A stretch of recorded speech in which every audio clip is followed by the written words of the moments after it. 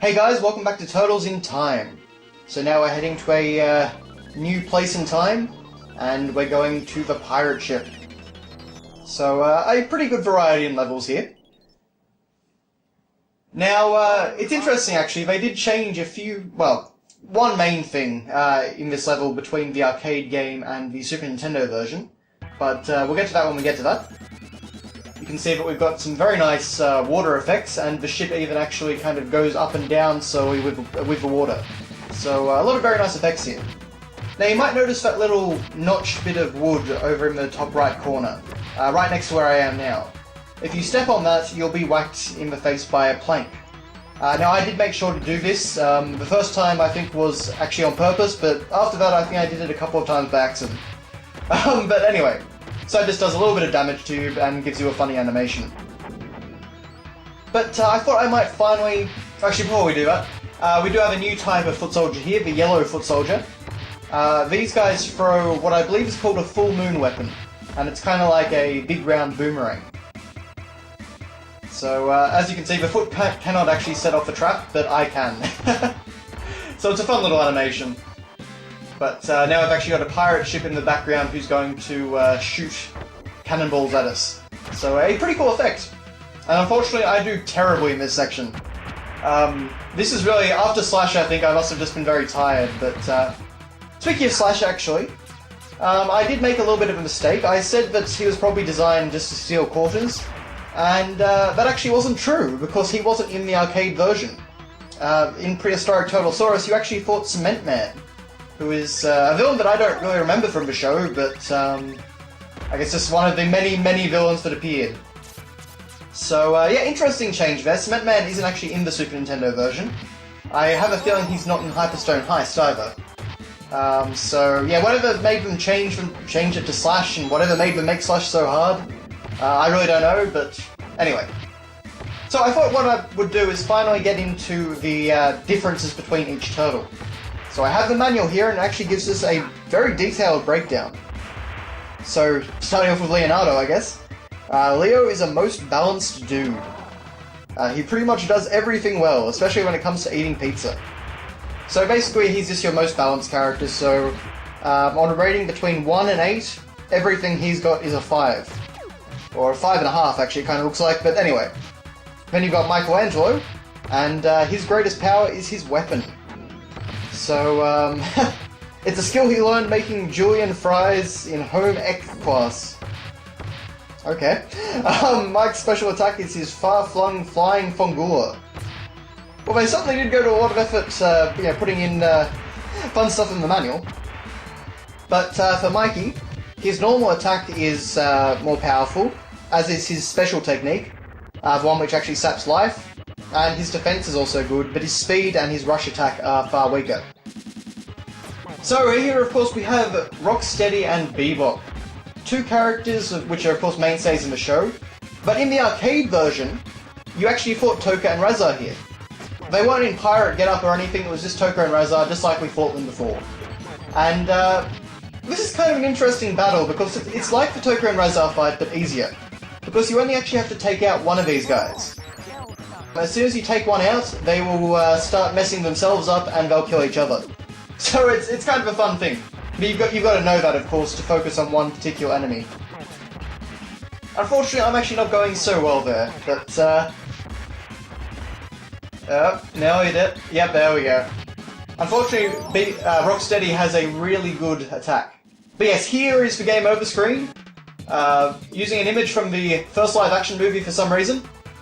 And as you can actually see there, I did manage to vault over the plank. I just wanted to throw it in there because I thought it actually was kind of interesting that I stepped on it, but I didn't quite trigger it. Because in other times I've actually stepped on it while doing that sort of maneuver and been hit by it. So there you go, you can actually avoid it.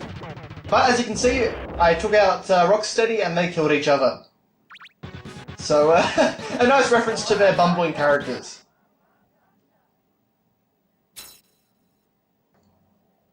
Okay, so on to the next level, which is actually a bit of a different change of pace. It's a Wild West theme level. So, yeah, but the variety is pretty good, even though the colour palette stays pretty much the same between these three first time travel levels. Bury my shell at Wounded Knee. They're all very kind of orangey, I guess you'd say. Oranges and browns and yellows and reds, that's that kind of colour spectrum, as you can see. But we actually teleport onto a moving train. Now, if you hit that barrel and keep dashing, you can take out a ton of foot soldiers. It's a lot of fun to do. Unfortunately, the screen does lock up, so you can't just keep it going, you know, throughout the entire level. That'd be fantastic if you could, but yeah, unfortunately not. But it's just a handy little trick. And as you can see, the foot soldiers come in all kinds of ways. So we get coming in on horseback, and we'll get a bit of a different style in just a minute. But to keep going through the Turtles' different attributes, so we've got Donatello now, and Don's been chowing on too many double-stuffed pizzas with extra pepperonis. So you can see that they actually, the foot soldiers disguise themselves, and the train even has foot soldier logos on the back there. So that's kind of cool. But yes, so Donatello has gotten a bit slow these days apparently, but he more than makes up for his pooch belly with a weapon that keeps enemies at a distance. So basically Donatello is the slow one, but he has really good reach. Aside from that, his stats are pretty average, and yeah, that's all you can say about him. So he's slow but has good range. And is apparently really powerful with his special attack. He almost gets an 8 for that. Then we have Raph. And Raph is one quick turtle. Pardon the oxymoron. Well, I'm impressed that they were game enough to use the word oxymoron. In fact, numerous track squads have asked him to anchor their relay teams. Well there you go, there's a fun fact about Raphael. Unfortunately, his defense kind of blows, so he's an easy target if caught flat-footed. Raphael's special attack is his super bombastic stationary kick. It's a real jawbreaker. But anyway, so Raph has okay attack, normal attack that is, okay defense, really good speed, really good rush attack, and really good special technique. So you wouldn't really know it from this from the stats, but I actually always like Donatello. Raphael is really good as well, as is Michelangelo. I mean, they're all really good, honestly. No matter what, you're never really picking a bad turtle. It's just whether you like to have a good amount of range or things like that. And as you can see, I blew up those 3 rock soldiers, but unfortunately it's a trap. Because even once you blow them up, they just send 3 more straight in. It's like you've achieved absolutely nothing. Little bit of a developer joke there, I think. But now you can actually see the first rock soldier with a bazooka. So I think it's the first one anyway. So these guys, obviously, you know, basically rock soldier power with a extra ranged attack. So a bit of a pain. But let's see, do we have any fun names in here? Because the manual does actually go through a whole bunch of different character names and level names and things like that. So here we've got Leatherhead. Ooh, goody! Fresh turtles for lunch. I'm sorry, that was terrible. Can't do an Alabama accent, unfortunately. But for whatever reason, he throws a crab, and he'll just kind of dash from side to side. Now, if I'm remembering correctly, and I'm pretty sure I am, he's actually harder in normal mode than he is in hard mode. For whatever reason, I just remember kind of messing around a bit and finding that he actually had a few more attacks, or different attacks, on normal mode. He can do that little tail flip to kind of throw you away, but aside from that, he is effortless. And considering this guy comes after things like Slash, and even like tag teams like Bebop and Rocksteady, you know, the balance is just all over the place, really. Doesn't really matter. I mean, I'm fine to have an easier boss after all the stuff I've been through. But yeah, he's not too much of a pain. But one thing I do like in the manual is that it calls the Rat King the Rat. Not Rat King. And Metalhead gets called Mecha Turtle. Yeah. Now, one thing you may have noticed there is that Leatherhead likes to do the Thriller dance. I mean, that's got to be a reference to it, doesn't it? Because it looks like he's doing the exact same movement, especially at the end when he's dying there. But anyway, leaving the train, we head on to the future. Precisely the year AD 2020 for Neon Knight Riders. Only 5 years away now. Neon Knight Riders. Now this is actually a really cool stage. In fact, this is actually one of my favourites in the game. and it was changed significantly for the Super Nintendo game. So, we have brand new Mode 7 graphics! We're in 3D, sort of! So, in the arcade version, this is actually a side-scrolling level. And, of course, naturally they couldn't do this sort of thing on their basic... Well, not their basic, but on what they had made for the arcade cabinet. The technology didn't include, Mode 7 style capabilities. So when they ported it to the Super Nintendo, they decided that they would try and take advantage of that. And I think the result looks pretty great, honestly. We're going to get into some more rotating and scaling effects in just a minute. But, yeah, this is definitely one of my favourites in the game. Very chill level, excellent music. This is potentially my favourite piece of music in the game, actually. Electrified mouses on the roads. But yeah, so we could actually, we turn around on the roads a bit and get cool stuff like that. This is a really nice effect. And of course we can pick up some extra bonus pizzas. So this is a very similar level to sewer surfing from the beginning of the game. Except, we're fighting some more important villains this time.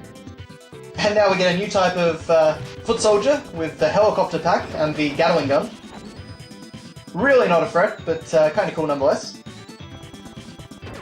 The only bad thing about having this version, with the Mode 7 effects instead of what they had in the arcade version, is that I feel like the arcade version actually had some better graphical assets. They were just looped over and over as well, but I think some of it looked a bit nicer. It was nicer drawn. But now we're in side-scrolling mode, and this is more like what it looked like in the arcade version. Minus the road graphic though. We didn't have things extending into the distance like this. But we can see that Krang is flying around in the background there. And here he is in his new body. That's the wrath of Super Krang! And as you notice, every time you hit him, he sticks his tongue out at you. It's the weirdest animation, and the bizarre thing is that wasn't in the arcade version. Someone put that in for the Super Nintendo game. He kind of just looks like he's unhappy and you've got kind of electrical sparks flying out in the arcade game. So it's a very, very weird choice, but I've always found that really funny. And while the game actually calls it just Krang, or even Super Krang, the manual calls him Krang's exoskeleton, which is probably the more accurate name. One of the other weird things, though, is Rocksteady gets the name split up, so it's Rock and Steady, as in Steady being like a last name. I don't think that's how it went, actually, but anyway. But aside from that, everything is pretty normal, although I think they might have misspelt Razor. But yeah, that is the manual anyway. So a bit of fun stuff in there.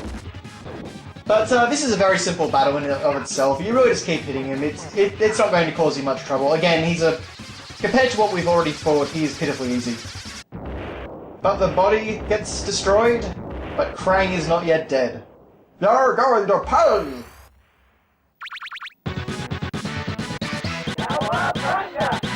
Okay, so now to go even further into the future.